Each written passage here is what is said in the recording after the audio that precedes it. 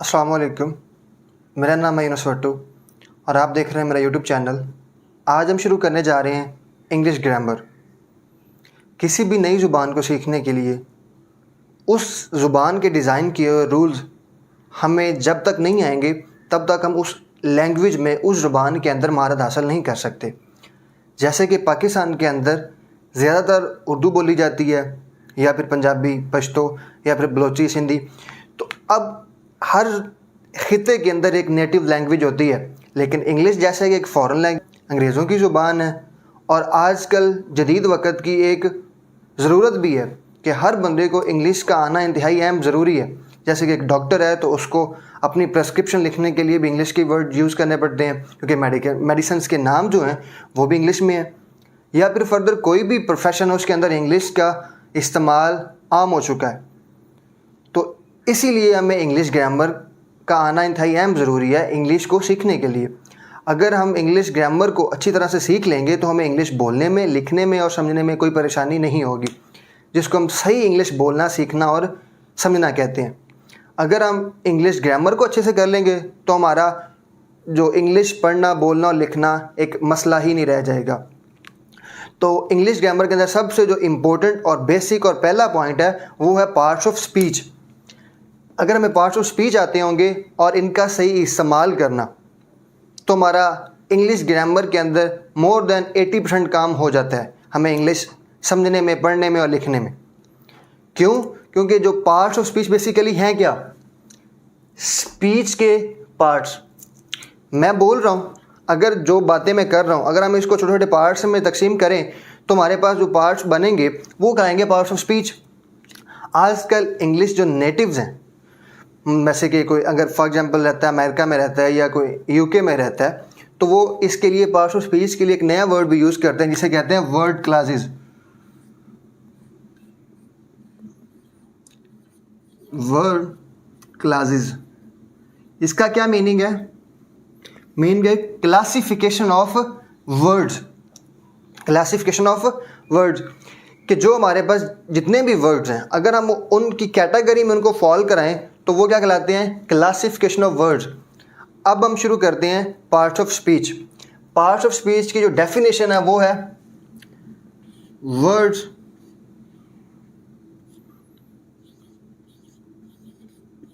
Are divided into different kinds or clauses। Words के words को हम डिफरेंट काइंड्स में या फिर उनकी क्लासिफिकेशन में उनको तकसीम करते हैं, वो हमारे पास पार्ट्स ऑफ स्पीच कहलाता है। जैसे कि हमारे पास इंग्लिश अल्फ़ाबेट्स हैं ABCDFGH, जो A से लेके Z तक हमारे पास जितने भी इंग्लिश अल्फ़ाबेट्स हैं, अगर हम उनको मिलाएं तो हमारे पास क्या बनते हैं? वर्ड्स। फॉर एग्जांपल हम पूरी ABC में एक वर्ड ले लेते हैं S, एक हमने वहाँ से ले लिया C, एक हमने ले लिया H, एक हमने O ले लिया, फिर O ले लिया और एक वर्ड L ले लिया।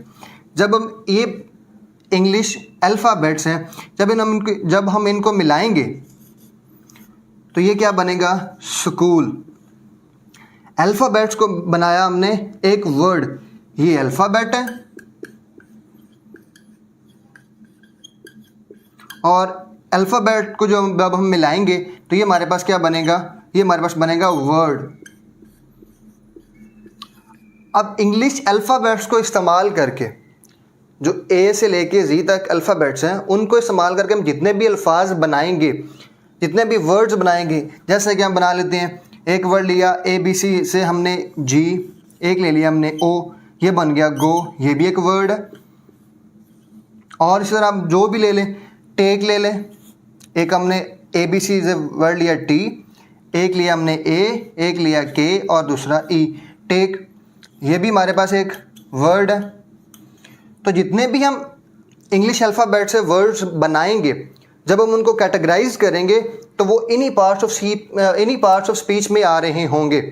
तो इसीलिए हमारे पास वर्ड्स को डिवाइड किया जाता है डिफरेंट काइंड्स में। जो जो हम वर्ड्स बनाएंगे उनकी जब हम एग्ज़ाम देखेंगे तो वो यही बन रही होंगी पार्ट्स ऑफ स्पीच। और पार्ट्स ऑफ स्पीच हमारे पास 8 तरह के होते हैं, जो अब हम अभी करने जा रहे हैं। कुछ इस तरह से हैं। फर्स्ट नाउन है,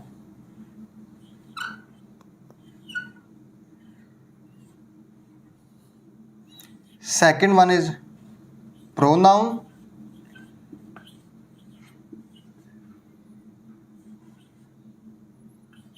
and third one is adjective. Fourth one is verb. Fifth one is adverb. Fifth one adverb. Sixth one preposition.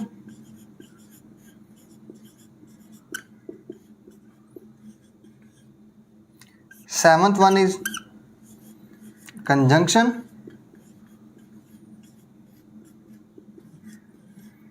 Eighth one is interjection.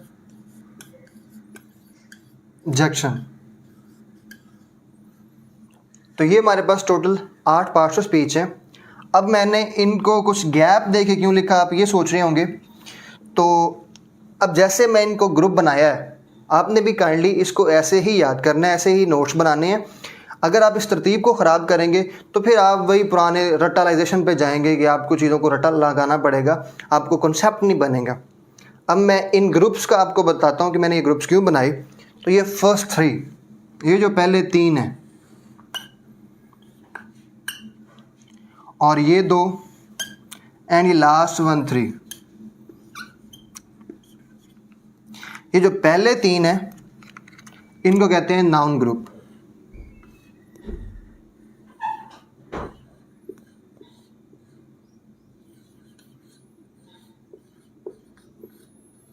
And then ये जो सेकंड वाला ग्रुप है इसको कहते हैं वर्ब ग्रुप। और ये आपके लिए एक नया वर्ड होगा, बाज़ लोगों ने पहली दफ़ा सुन रहे होंगे। इसको बोलते हैं एम्प्टी वर्ड्स।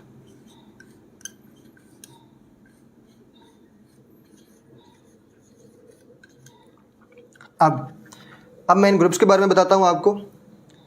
पहले 3 ये नाउन है, प्रोनाउन और एडजेक्टिव। प्रोनाउन और एडजेक्टिव दोनों किसके बारे में बात करते हैं? नाउन के बारे में। तो एट द एंड जो हमारा इस पहले ग्रुप का जो सेंटर पॉइंट है वो नाउन है, तो इसीलिए ये हमारा नाउन ग्रुप है। एंड देन सेकंड पे वर्ब और एडवर्ब। जो एडवर्ब है वो भी वर्ब के मीनिंग में इजाफा कर रहा होता है, तो ये हमारे पास क्या है? ये हमारे पास है वर्ब ग्रुप। और लास्ट पे हमारे पास है एम्प्टी वर्ड्स। अभी एम्प्टी वर्ड्स क्या हैं? प्रेपोजिशन, कंजंक्शन और इंटरजेक्शन। इनका इंडिविजुअल अपने तौर पे कोई मीनिंग नहीं होता। ये सुन के बहुत लोगों को हैरानी भी हो रही होगी कि जो प्रेपोजिशन तो हम इतनी पढ़ते हैं, ऑन, ऑफ, और फर्दर कितनी सारी प्रेपोजिशंस हैं, लेकिन उनका तो अपना कोई मीनिंग नहीं होता। कंजंक्शन भी इसी तरह, इंटरजेक्शन भी इसी तरह। क्यों नहीं होता? क्योंकि जो प्रेपोजिशन है ये एक एम्प्टी वर्ड्स हैं, और ये जिस सेंटेंस में हम यूज़ कर रहे होते हैं उसके लिहाज से अपना मीनिंग दे रहे होते हैं। जैसे कि मैं एग्जांपल देता हूँ, एक प्रेपोजिशन हम यूज़ करते हैं ऑन। इसके मीनिंग ऊपर भी हम लेते हैं। कब? जब हम लिखते हैं books are lying on the table. किताबें मेज़ के ऊपर पड़ी हैं, तब ये ऑन हमें ऊपर के मीनिंग दे रहा होगा। लेकिन इसी के साथ अगर हम यूज़ करें, हम कहते होते हैं कम ऑन, इधर आओ। अब तो ऑन के मीनिंग ऊपर नहीं है। या फिर हम कहते होते हैं व्हाट्स गोइंग ऑन, क्या चल रहा है, तब भी हमारे पास ऑन के मीनिंग तो ऊपर के नहीं हैं। तो ये जो प्रेपोजिशन होती हैं ये जिस सेंटेंस में यूज़ किए जाते हैं उस सेंटेंस के लिहाज से अपना मीनिंग जनरेट कर रहे होते हैं। इसी तरह एक और एग्जांपल देते हैं हम। नेक्स्ट वन इज एग्जाम्पल हमारी है आफ्टर। अब आफ्टर हम कहते होते हैं बाद में, कि बाद के मीनिंग में आता है, लेकिन हम एक वर्ड यूज़ करते होते हैं जैसे लुक आफ्टर भी कहते होते हैं किसी की देखभाल करने को भी। तो यहाँ पर आफ्टर के मीनिंग बाद के तो नहीं है, यहाँ पर चलो बाद के हो सकते हैं, लेकिन यहाँ पर तो ख्याल करने के, किसी देखभाल करने के हैं। तो इसीलिए जो हमारे पास प्रपोजिशन होती हैं ये अपने मीनिंग्स सेंटेंस के लिहाज से दे रहे होते हैं। और नेक्स्ट वन है कंजंक्शन। जैसे कंजंक्शन होता है दो सेंटेंस को जोड़ने वाला, ये आगे हम चीज़ें सारी इंडिविजुअल वन बाय वन करेंगे। ये अभी मैं सिर्फ आपको एम्प्टी वर्ड्स के मीनिंग समझाना चाह रहा हूँ। जैसे हमारे पास कंजंक्शन एक बट। अब बट के मीनिंग सबको पता है लेकिन होते हैं, लेकिन सिर्फ लेकिन नहीं है, एक इसके हैं लेकिन या फिर सिवाय के। दूसरा इसका मीनिंग हमारे पास मां सिवाय भी है। जैसे कि हम बोलते हैं there is no God but Allah, नहीं है कोई खुदा मां सिवाय अल्लाह के, तो ये मां सिवाय के मीनिंग में भी आता है बट। और कुछ के लिए ये बिल्कुल नया वर्ड होगा, सिर्फ के मीनिंग में भी आता है। ये आज नहीं लेकिन बहुत अर्सा पहले बट के लिए, मतलब सिर्फ के लिए हम बट वर्ड भी यूज़ करते थे। कैसे? जैसे कि एक नावल में यूज़ किया हुआ है I have but 3 days more to live, मेरे पास हैं सिर्फ ज़िंदा रहने के लिए मज़ीद 3 दिन। तो वो क्या है कि हम बट को सिर्फ के मानों में भी इस्तेमाल करते हैं।